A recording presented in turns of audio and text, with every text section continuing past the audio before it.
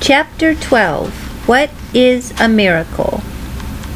In the first chapter of this book, I talked about magic and separated supernatural magic, casting a spell to turn a frog into a prince, or rubbing a lamp to conjure up a genie, from conjuring tricks, illusions such as silk handkerchiefs turning into rabbits, or women being sawn in half. Nobody nowadays believes in fairy tale magic. Everybody knows that pumpkins turn into coaches only in Cinderella. And we all know that rabbits come out of apparently empty hats only by trickery. But there are some supernatural tales that are still taken seriously, and the events they recount are often called miracles. This chapter is about miracles, stories of supernatural happenings that many people believe, as opposed to fairy tale spells, which nobody believes, and conjuring tricks, which look like magic, but we know are faked. Some of these tales are ghost stories, spooky urban legends, or stories of uncanny coincidence. Stories like, I dreamed about a celebrity whom I hadn't thought about for years, and the very next morning I heard that he died in the night. Many more come from the hundreds of religions around the world, and these in particular are often called miracles. To take just one example, there is a legend that, about 2,000 years ago, a wandering Jewish preacher called Jesus was at a wedding where they ran out of wine. So he called for some water and used miraculous powers to turn it into wine. Very good wine, as the story goes on to tell us. People would laugh at the idea that a pumpkin could turn into a coach, and who know perfectly well that silk handkerchiefs don't really turn into rabbits, are quite happy to believe that a prophet turned water into wine, or, as devotees of another religion would have it, flew to heaven on a winged horse. Rumor, coincidence, and snowballing stories. Usually when we hear a miracle story, it's not from an eyewitness, but from somebody who heard about it from somebody else, who heard it from somebody else, who heard it from somebody else's wife's friend's cousin, and any story passed on by enough people gets garbled. The original source of the story is often itself a rumor that began so long ago and has become so distorted in the retelling that it is almost impossible to guess what actual event, if any, started it off. After the death of almost any famous person, hero or villain, stories that somebody has seen them alive start rushing around the globe. This was true of Elvis Presley, of Marilyn Monroe, even of Adolf Hitler. It's hard to know why people enjoy passing on such rumors when they hear them, but the fact is that they do, and that is a big part of the reason why rumors spread. Here's a recent example of how such a rumor gets started. Soon after the popular singer Michael Jackson died in 2009, an American television crew was given a guided tour of his famous mansion called Neverland. In one scene of the resulting film, people thought they saw his ghost at the end of a long corridor.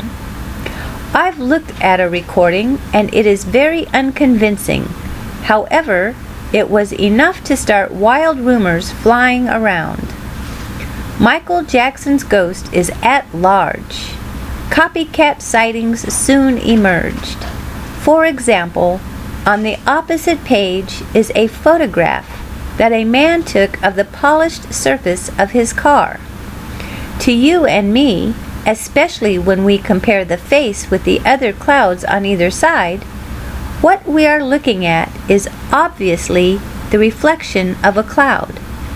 But to the overheated imagination of the devoted fan, it could only be the ghost of Michael Jackson, and the picture on YouTube has received more than 15 million hits. Actually, there's something interesting going on here, which is worth mentioning. Humans are social animals, so the human brain is pre-programmed to see the faces of other humans, even where there aren't any. This is why people so often imagine they see faces in the random patterns made by clouds, or on slices of toast, or in damp patches on walls. Spine-tingling ghost stories are fun to tell, especially if they are really scary, and even more so if you claim that they are true. When I was 8, my family lived briefly in a house called Cuckoo's, about 400 years old, with wonky black Tudor beams. Not surprisingly, the house had a legend about a long-dead priest hidden in a secret passage. There was a story that you could hear his footsteps on the stairs, but with the twist that you could hear one step too many, spookily explained by the fact that the staircase was said to have had an extra step in the 16th century.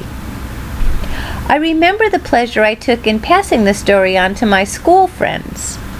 It never occurred to me to ask how good the evidence was. It was enough that the house was old, and my friends were impressed. People get a thrill from passing on ghost stories. The same applies to miracle stories. If a rumor of a miracle gets written down in a book, the rumor becomes hard to challenge, especially if the book is ancient. If a rumor is old enough, it starts to be called a tradition instead, and then people believe in it all the more.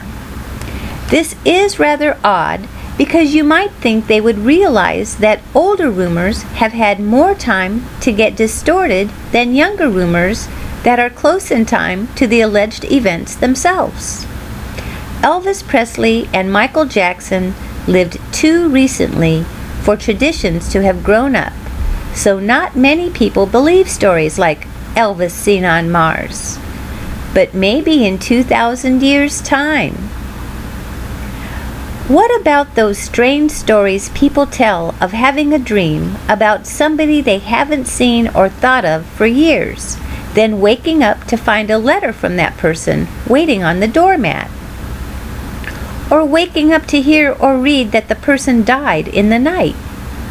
You may have had such an experience yourself. How do we explain coincidences like that? Well, the most likely explanation is that they really are just that, coincidences, and nothing more. The key point is that we only bother to tell stories when strange coincidences happen, not when they don't. Nobody ever says, "Last night I dreamed about that uncle I haven't thought of for years, and then I woke up and found that he hadn't died in the night." The more spooky the coincidence, the more likely the news of it will spread. Sometimes it strikes a person as so remarkable that he fires off a letter to the newspaper. Perhaps he dreams, for the first time ever, of a once famous but long forgotten actress from the distant past, then wakes to discover that she died in the night. A farewell visit in a dream. How spooky! But just think for a moment what has actually happened. For a coincidence to be reported in a newspaper, it only has to be experienced by one person among the millions of readers who might write to the paper. If we just take Britain alone, about 2,000 people die every day, and there must be 100 million dreams every night. When you think of it like that, we'd positively expect that from time to time, somebody will wake up and discover that the person they had been dreaming of had died in the night.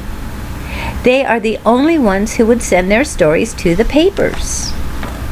Another thing that happens is that stories grow in the telling and retelling. People enjoy a good story so much that they embellish it to make it a bit better than it was when they heard it. It is such fun giving people goose pimples that we exaggerate the story just a little to make it a bit more colorful. And then the next person to pass the story on exaggerates a bit more, and so on. For example, having woken up to find that a famous person had died in the night, you might make inquiries to discover exactly when she died. The answer might come back, "Oh, it must have been approximately 3 a.m. Then you work out that you could well have been dreaming about her somewhere around 3 a.m. And before you know where you are, the approximately and the somewhere around get left out of the story as it does the rounds until it becomes, she died at exactly 3 a.m. and that is exactly the moment when my cousin's friend's wife's granddaughter was dreaming about her." Sometimes we can actually pin down the explanation of a weird coincidence. A great American scientist called Richard Feynman tragically lost his wife to cancer, and the clock in her room stopped at precisely the moment she died. Goose pimples! But Dr. Feynman was not a great scientist for nothing. He worked out the true explanation. The clock was faulty. If you picked it up and tilted it, it tended to stop. When Mrs. Feynman died, the nurse needed to record the time for the official death certificate. The sick room was rather dark, so she picked up the clock and tilted it towards the window in order to read it. And that was the moment at which the clock stopped. Not a miracle at all, just a faulty mechanism. Even if there had been no such explanation, even if the clock spring really had wound down to a stop at exactly the moment when Mrs. Feynman died, we shouldn't be all that impressed. No doubt at any minute of every day or night, quite a lot of clocks in America stop, and quite a lot of people die every day. To repeat my earlier point, we don't bother to spread the news that my clock stopped at exactly 4:50 p.m. and, would you believe it, nobody died. One of the charlatans I mentioned in the chapter on magic used to pretend he could restart watches by the power of thought. He would invite his large television audience to go and fetch any old broken-down watch in the house and clutch it in their hand while he tried to start it remotely with the power of thought. Almost immediately, the phone in the studio would ring, and a breathless voice at the other end would announce, in odd tones, that their watch had started. Part of the explanation may have been similar to that in the case of Mrs. Feynman's clock. It's probably less true of modern digital watches, but in the days when watches had springs, simply picking up a stopped watch could sometimes restart it as the sudden movement activated the hairspring balance wheel. This can happen more easily if the watch is warmed up, and the heat from a person's hand can be enough to do that. Not often, but it doesn't have to be often when you have 10,000 people all over the country picking up their stopped watches, perhaps shaking them, and then clutching them in warm hands. Only one of the 10,000 watches has to start in order for the owner to phone through the news in great excitement and impress the entire television audience. We never hear about the 9,999 watches that didn't restart. A good way to think about miracles. There was a famous Scottish thinker in the 18th century called David Hume, who made a clever point about miracles. He began by defining a miracle as a transgression or breaking of a law of nature.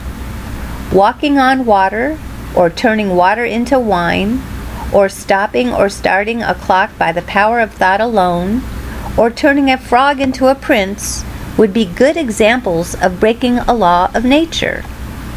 Miracles like that would be very disturbing indeed to science, for the reasons I gave in the chapter on magic. Disturbing if they ever happened, that is. So how should we respond to stories of miracles? This was the question Hume turned to, and his answer was the clever point I mentioned. If you want to know Hume's actual words, here they are, but you have to remember that he wrote them more than 2 centuries ago, and English style has changed since then. No testimony is sufficient to establish a miracle unless the testimony be of such a kind that its falsehood would be more miraculous than the fact which it endeavors to establish. Let me try to put Hume's point into other words. If John tells you a miracle story, you should believe it only if it would be even more of a miracle for it to be a lie, or a mistake, or an illusion. For example, you might say, I would trust John with my life. He never tells a lie. It would be a miracle if John ever told a lie. That's all well and good, but Hume would say something like this. However unlikely it might be that John could tell a lie, is it really more unlikely than the miracle that John claims to have seen? Suppose John claimed to have watched a cow jump over the moon. No matter how trustworthy and honest John might normally be, the idea of his telling a lie or having an honest hallucination would be less of a miracle than a cow literally jumping over the moon. So you should prefer the explanation that John was lying or mistaken. That was an extreme and imaginary example. Let's take something that really happened to see how Hume's idea might work in practice. In 1917, 2 young English cousins called Francis Griffiths and Elsie Wright took photographs which they said were of fairies. Above is one of their photographs of Elsie posing with her fairies. You might think that the photograph is an obvious fake, but at the time, when photography was still quite a new thing, even the great author Sir Arthur Conan Doyle, creator of the famously unfoolable Sherlock Holmes, was taken in by it, and so were quite a lot of other people. Years later, when Frances and Elsie were old women, they came clean and admitted that the fairies were nothing more than cardboard cutouts.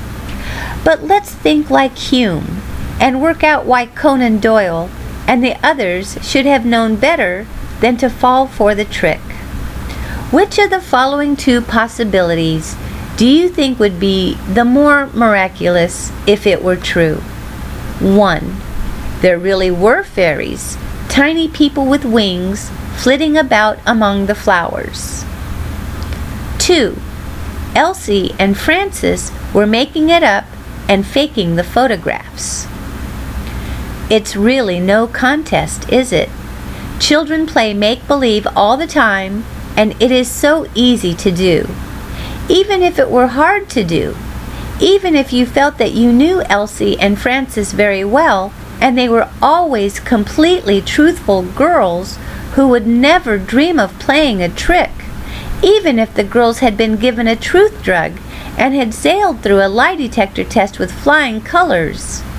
Even if this all added up to its being a miracle if they told a lie, what would Hume say? He would say that the miracle of their lying would still be a smaller miracle than the fairies they claimed to show actually existing. Elsie and Frances didn't do any serious harm with their prank, and it is even rather funny that they managed to fool the great Conan Doyle. But such tricks by young people are sometimes no laughing matter, to put it mildly. Back in the 17th century, in a village in New England called Salem, a group of young girls became hysterically obsessed with witches and started imagining or making up all sorts of things which, unfortunately, the very superstitious adults of the community believed.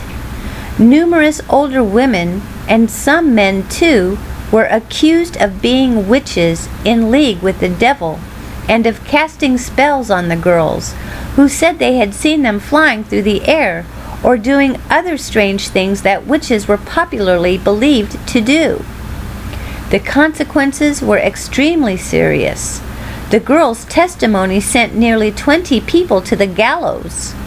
One man was even ceremonially crushed under stones, which is an appalling thing to happen to an innocent person, purely because a group of children made up stories about him. I can't help wondering why the girls did it. Were they trying to impress each other? Could it have been a bit like the cruel cyberbullying that happens today in emails and on social networking sites? Or did they genuinely believe their own tall stories?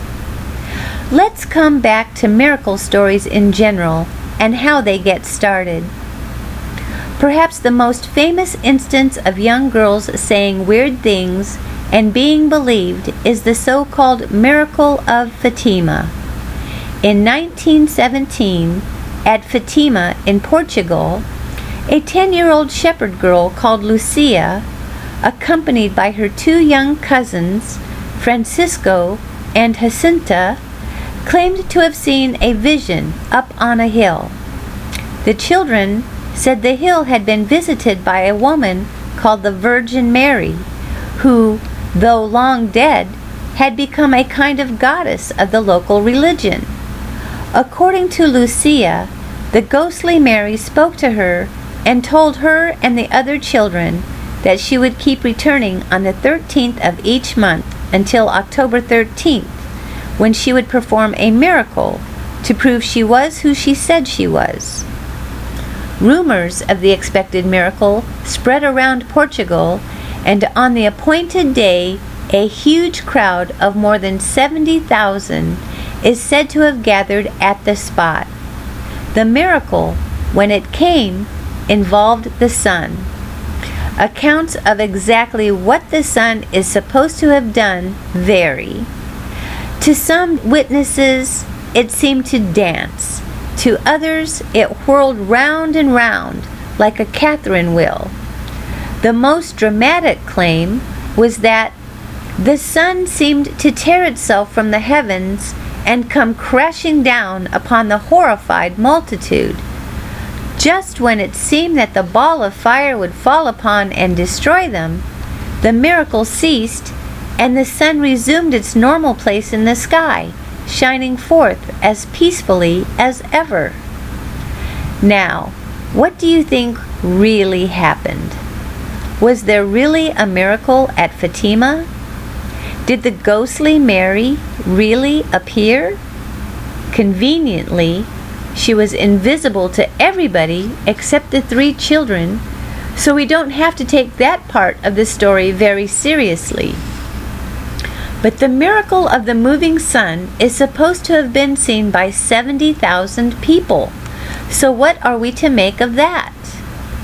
Did the sun really move, or did the earth move relative to it so that the sun appeared to move?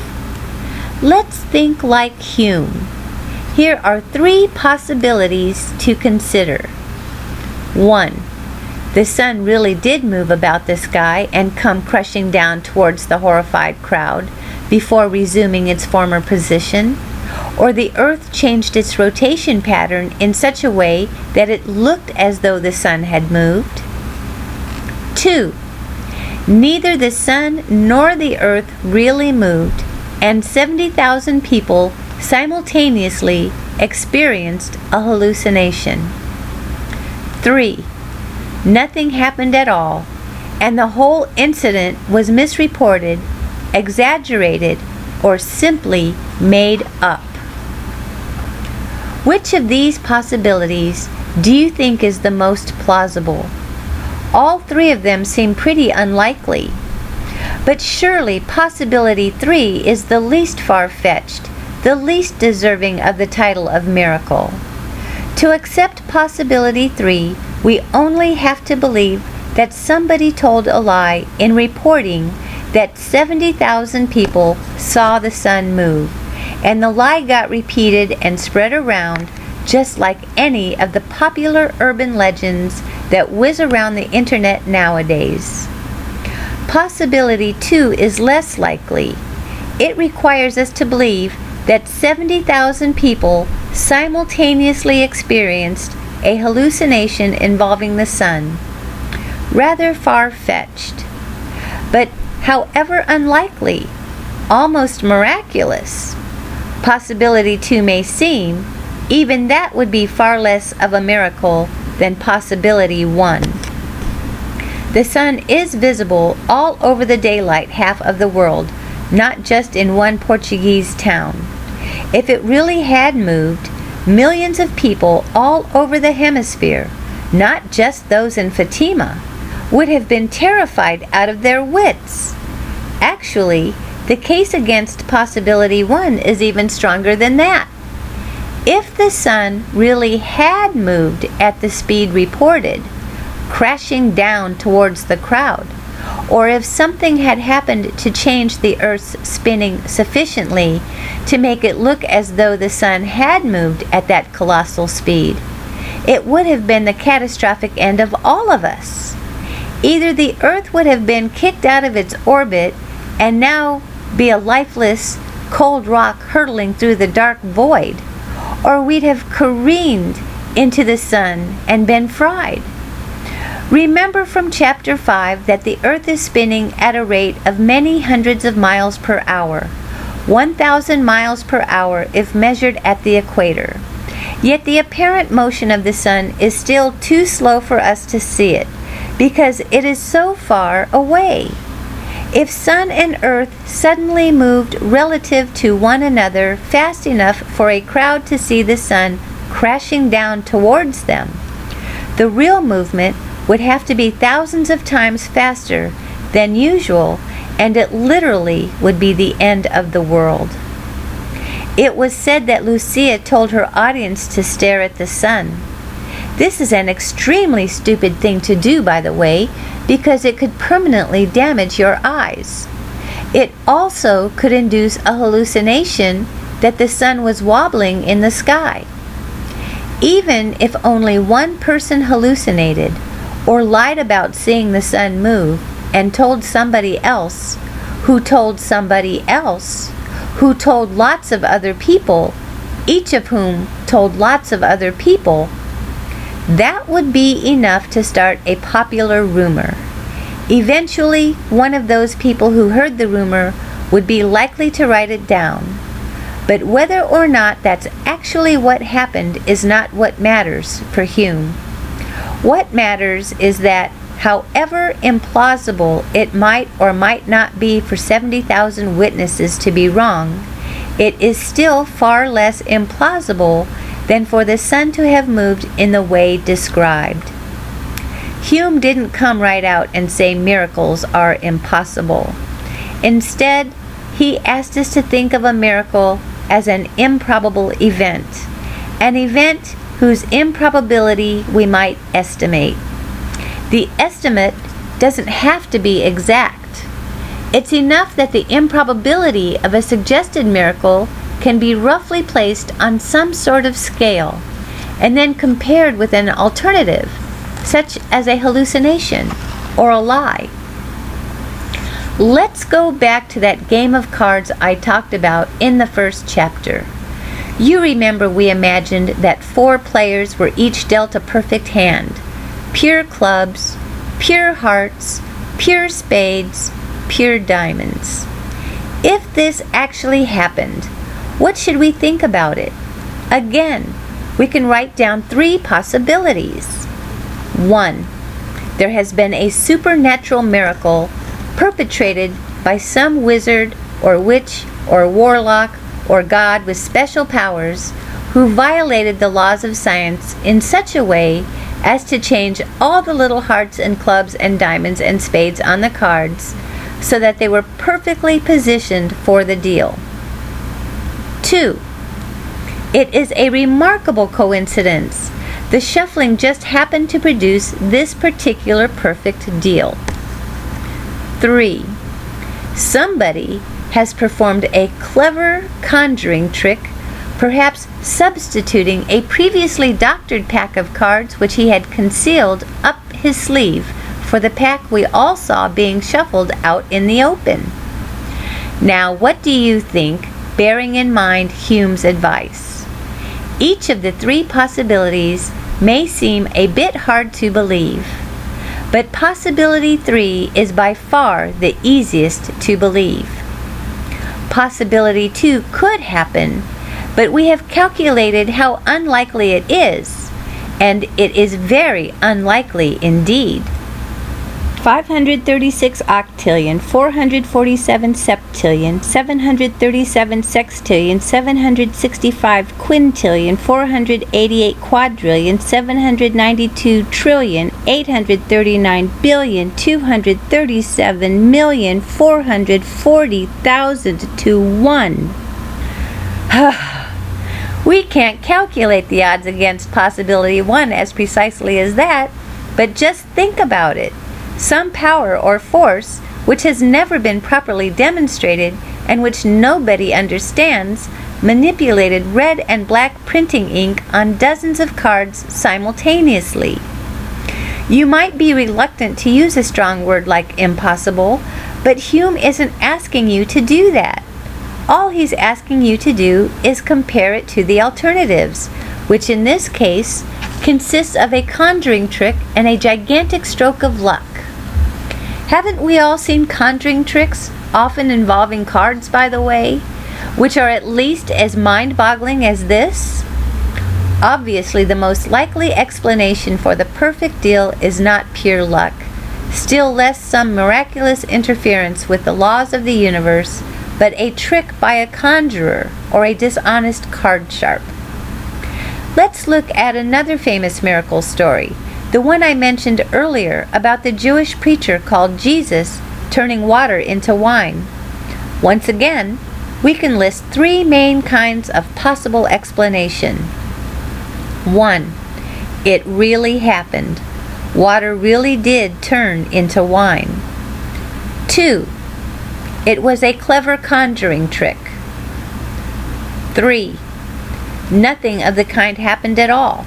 It is just a story, a piece of fiction that somebody made up, or there was a misunderstanding of something far less remarkable which really did happen. I think there is not much doubt about the order of likelihood here. If explanation 1 were true, it would violate some of the deepest scientific principles we know, for just the same kind of reason we met in the first chapter when talking about pumpkins and coaches, frogs and princes. Molecules of pure water would have to have been transformed into a complex mixture of molecules, including alcohol, tannins, sugars of various kinds, and lots of others. The alternative explanations will have to be very unlikely indeed, if this one is to be preferred over them. A conjuring trick is possible. Much cleverer tricks than that are done regularly on stage and on television, but less likely than explanation 3. Why bother even to suggest a conjuring trick, given the lack of evidence that the incident occurred at all? Why even think about a conjuring trick when explanation 3 is so very likely by comparison? Somebody made up the story. People invent stories all the time. That's what fiction is. Because it is so very plausible that the story is fiction, we don't need to trouble ourselves to think about conjuring tricks, still less about real miracles that violate the laws of science and overturn everything we know and understand about how the universe works. As it happens, we know that lots of fiction has been made up about this particular preacher called Jesus. For example, there's a pretty little song called the Cherry Tree Carol, which you may have sung or heard. It's about when Jesus was still inside his mother Mary's womb. That's the same Mary as in the Fatima story, by the way, and she was walking with her husband Joseph by a cherry tree. Mary wanted some cherries, but they were too high on the tree and she couldn't reach them. Joseph wasn't in the mood to climb trees, but then up spoke baby Jesus from in Mary's womb. Bend down, thou tallest branch, that my mother might have some. Bend down, thou tallest branch, that my mother might have some. Then bent down the tallest branch, till it reached Mary's hand. Cried she, "Oh, look thou, Joseph, I have cherries by command." Cried she, "Oh, look thou, Joseph, I have cherries by command." You won't find the cherry tree story in any ancient holy book. Nobody, literally nobody who is at all knowledgeable or well educated thinks it is anything but fiction. Plenty of people think the water into wine story is true, but everybody agrees that the cherry tree story is fiction. The cherry tree story was made up only about 500 years ago. The water into wine story is older. It appears in one of the 4 Gospels of the Christian religion, the Gospel of John, none of the other 3, as it happens. But there is no reason to believe it is anything but a made-up story, just one made up a few centuries earlier than the one about the cherry tree. All 4 of the Gospels, by the way, were written long after the events that they purport to describe, and not one of them by an eyewitness. It is safe to conclude that the water into wine story is pure fiction, just like the cherry tree story. We can say the same thing about all alleged miracles, all supernatural explanations for anything. Suppose something happens that we don't understand and we can't see how it could be fraud or trickery or lies. Would it ever be right to conclude that it must be supernatural? No! As I explained in Chapter 1, that would put an end to all further discussion or investigation. It would be lazy, even dishonest, for it amounts to a claim that no natural explanation will ever be possible. If you claim that anything odd must be supernatural, you are not just saying you don't currently understand it. You are giving up and saying that it can never be understood. Today's miracle, tomorrow's technology. There are things that not even the best scientists of today can explain. But that doesn't mean we should block off all investigation by resorting to phony explanations invoking magic or the supernatural, which don't actually explain at all. Just imagine how a medieval man, even the most educated man of his era, would have reacted if he had seen a jet plane, a laptop computer, a mobile telephone, or a sat-nav device. He would probably have called them supernatural, miraculous. But these devices are now commonplace, and we know how they work, for people have built them, following scientific principles. There never was a need to invoke magic or miracles or the supernatural, and we now see that the medieval man would have been wrong to do so. We don't have to go back as far as medieval times to make the point. A gang of Victorian international criminals, equipped with modern mobile phones, could have coordinated their activities in ways that would have looked like telepathy to Sherlock Holmes. In Holmes' world, a suspect in a murder case who could prove that he was in New York the evening after the murder was committed in London would have a perfect alibi, because in the late 19th century, it was impossible to be in New York and in London on the same day. Anyone who claimed otherwise would seem to be invoking the supernatural. Yet modern jet planes make it easy. The eminent science fiction writer Arthur C. Clarke summed the point up as Clarke's third law. Any sufficiently advanced technology is indistinguishable from magic. If a time machine were to carry us forward a century or so, we would see wonders that today we might think impossible, miracles. But it doesn't follow that everything we might think impossible today will happen in the future. Science fiction writers can easily imagine a time machine, or an anti-gravity machine, or a rocket that can carry us faster than light. But the mere fact that we can imagine them is no reason to suppose that such machines will one day become reality.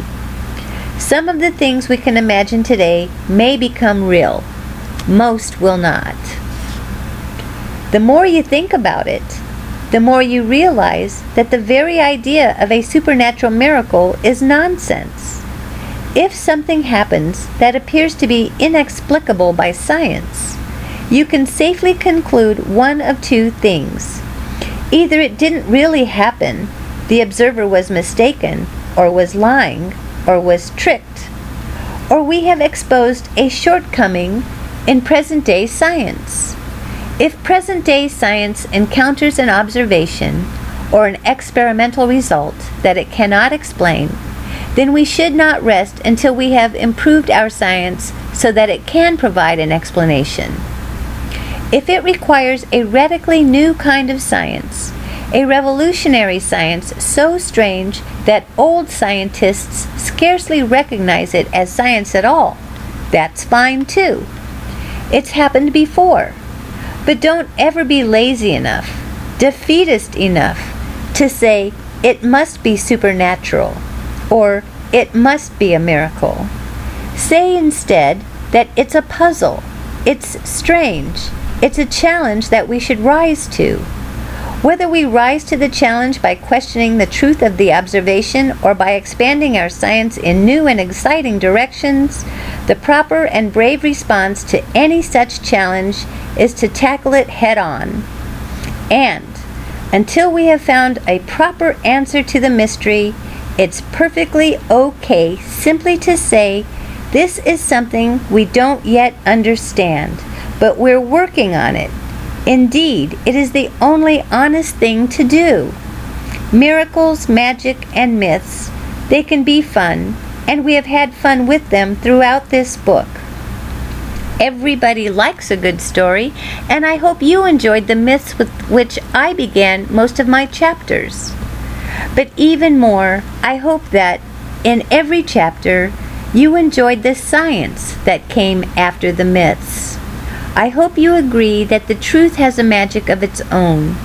The truth is more magical in the best and most exciting sense of the word than any myth or made-up mystery or miracle. Science has its own magic, the magic of reality.